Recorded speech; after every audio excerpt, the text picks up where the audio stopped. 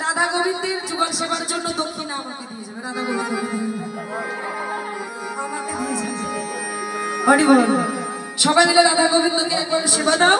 सेवा दिए दक्षिणा दिए जाओ जुगल मिलन एखाने राखছি পরবর্তী এখানে আপাতত বিশ্রাম থাকবে এই বছরের ন্যায়